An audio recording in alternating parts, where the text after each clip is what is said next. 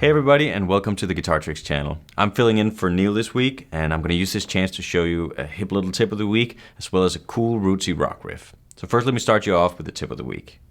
So this tip of the week is a very valuable lesson that I learned from a great guitar player named Reggie Boyd Jr. Because when you jam with other people, most players are always looking for that nod of approval, so to speak, from the other players. And in order to get that, they try out every lick, trick, or riff they have, which rarely works. So instead, try to come up with a simple part and stick to it. Now, it obviously depends on what style you're playing, but it could be as simple as just playing a short chord on beat 2 of every bar. 1, 2, 3, and 4, and 1, 2, 3, and 4, and 1, 2. Or something really simple. But the important thing is that you stick to it. So at first, no one's going to notice you playing this part because it's so simple and everybody else might be doing a lot of stuff. But after a while, they'll start noticing what you're doing, and most likely you'll start getting attention from all the other players. But you just keep sticking to the part, and hopefully they'll all do the same and start adapting to your part. And then you've started a positive cycle of everybody listening to each other and playing with each other instead of over one another. So for the lesson of this week, I'm going to show you how I came up with a riff for a new song I wrote with my band Karavan called Don't Let the Devil Ride. Check it out. So this song is in the key of D, and it kind of has that epic Americana feel with like 4 on the floor kick drum, maybe in the style of Steve Earl or something like that. So the first thing I did was tune down my low E string so that I could drop D. And then I wanted the riff to be sort of a combination of that low country vocabulary and something more high and sort of screechy. So what I did was I started out with a little pickup lick here. Sounds like this.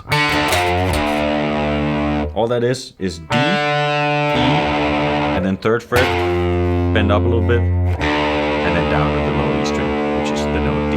If you count it in, it's 1, 2, 3.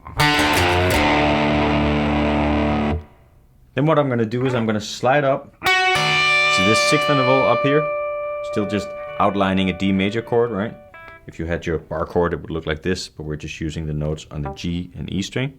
We slide up to the 11th fret on the G string, and then we play the 10th fret of the high E string and add sort of a sort of aggressive, quirky vibrato to it. You don't want it to be slow and sexy or anything like that. You just make it kind of aggressive and weird sounding.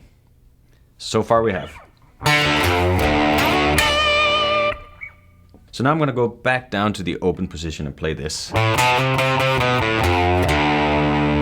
It's the open A string, played with an upstroke, and then hammer on from 2 to 3. Pick that note twice. So, and then come down, 2, open, 3 of E, and down to the open again. So, combining all that.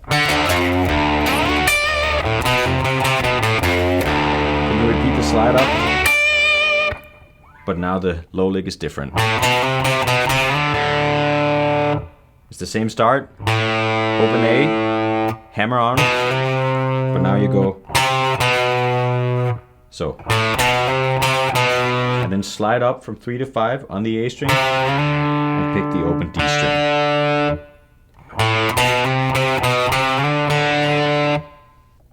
Combining all that sounds like this.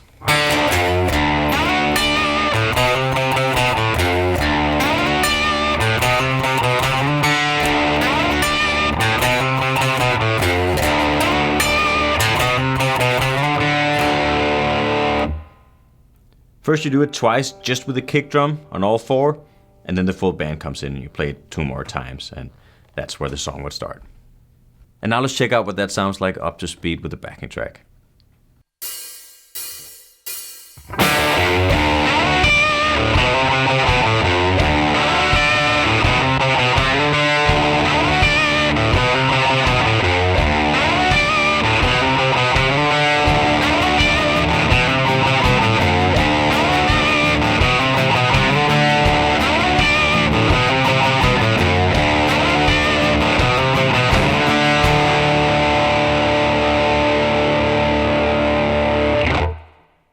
I hope you've had a ton of fun with this episode of the Guitar Tricks channel. Thanks for stopping by, and be sure to tune in next week for another free lesson. See you around.